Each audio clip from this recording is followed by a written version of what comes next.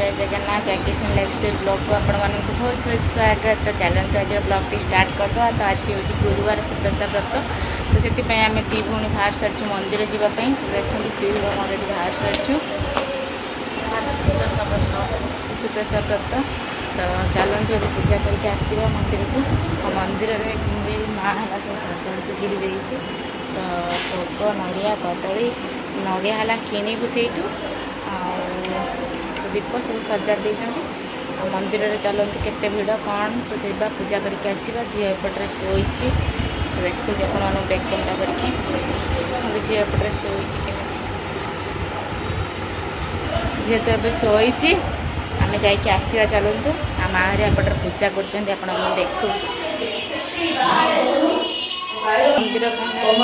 मंदिर पूजा कर देख भाजर माँ पूजा कर। तो आम जाऊे मंदिर आसले मंदिर को मंदिर आसवा। आम दी भौणी ए बाहरी आसलु जेहेतु आमर मंदिर जबार थिला तो रोड बाटे जाई थांतु किंतु जेहेतु छुआ मैंने सब शोचंती आमर बिल बाटे शीघ्र हम तो रास्ता भी सुखिला पड़ी वर्षा पानी हेने जाई हुए तो आम से शीघ्र शीघ्र जबार मैंने जाकि पूजा सारिकी आसबार अच्छी आमको। तो से आम जो बाट भी गले चलो। तो से आम दी भौणी बिल बाटे पलैलु। तो चलतु जा आठी केमती कौन भिड़ अच्छी कि फांका अच्छी जा देखा।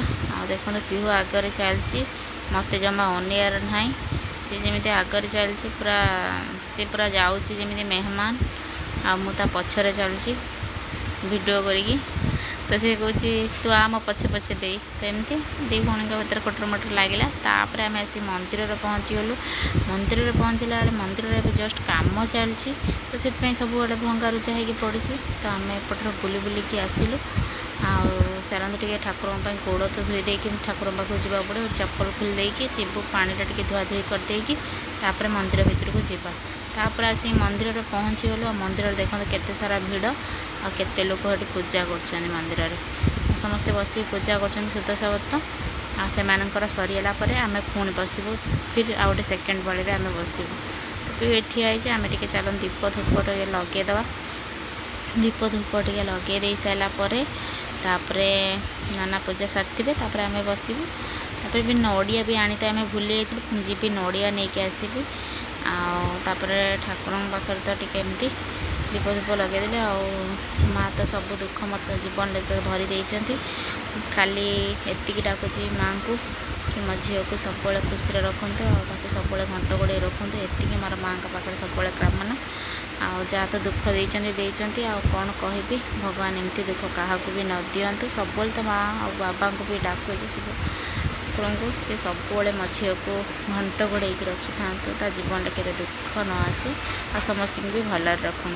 तो चलतु तो आम तापर पूजा पाखे बसीगलु। नना ये पूजा पूरा समस्त पूजा सर आम व्रत हल्दी पानी बुड़ेदेलु। ये नना भोग करदेवे। तो देखते आम दी भौणी व्रत पूजा करने स्टार्ट बसी। तो चलते पूजा करदे। देखो ये पूजा सैला देर मोर चलू पलि आसचु।